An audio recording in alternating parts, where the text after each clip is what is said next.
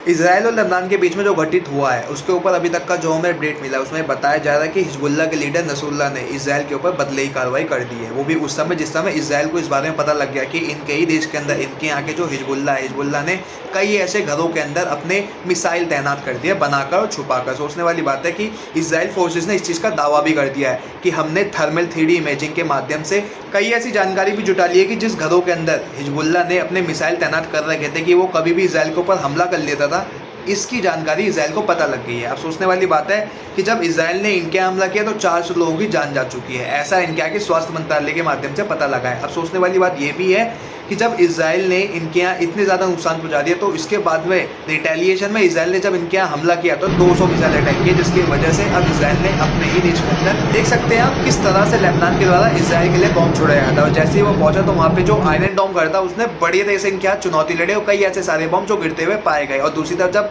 Israel के द्वारा Lebanon के लिए बॉम्ब छोड़े गए तो वहाँ पे कोई ऐसा डिफेंस ना पाया गया जो इनके देश की रक्षा कर सके। यानी कि सोचने वाली बात है कि जब इनके यहाँ का रिपोर्टर एक संवाददाता सूचना देता है तो उनके ही पीछे बॉम्ब फट जाता है। यानी कि ऐसी कुछ तस्वीरें जो बहुत ज़्यादा वायरल हो रही है उससे पता लगता है कि इनकी देश की हालात कैसे हैं। ऐसे में तस्वीर निकल कर आती है कि जो दक्षिणी वाला लेबनान है जो इजराइल के सीमा साझा करता है उन सभी गाँवों के अंदर हाइड्रोलिक स्टेशन तैनात कर दिए गए। वहाँ पे ऐसे बॉम्ब तैनात है जो हिजबुल्लाह के ही द्वारा तैयार किया गया है कि कभी भी वो इजराइल के ऊपर हमला कर सकते हैं। इस वजह से इजरायली फोर्सेस का कहना है कि बाकायदा हमने लेटर लिख के भेजा है कि कभी भी हमारे ऊपर ये हमला हो सकता है। इस वजह से हमने इन गाँवों को ये मैसेज दिया है कि हिजबुल्लाह गतिविधियां आईडीएफ के खिलाफ हम आपको मजबूर करते हैं कि आपको अपना गांव छोड़ना पड़ेगा। बाहर सैन्य बल तैनात है, आपके लिए खड़ी है, बल्कि आपको किसी भी तरह का कोई भी नुकसान नहीं पहुंचाना चाहती, बल्कि आपके लिए ही खड़ी है। ऐसे में आपको आपका गाँव छोड़ना पड़ेगा।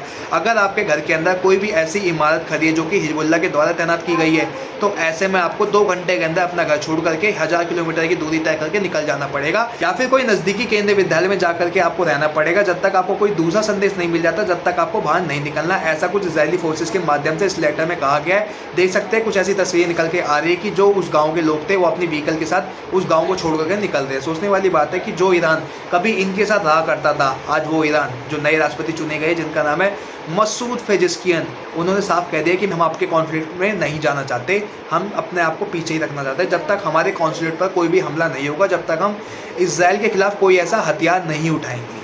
आज ऐसा कुछ मैसेज देखने को मिला है। अब आप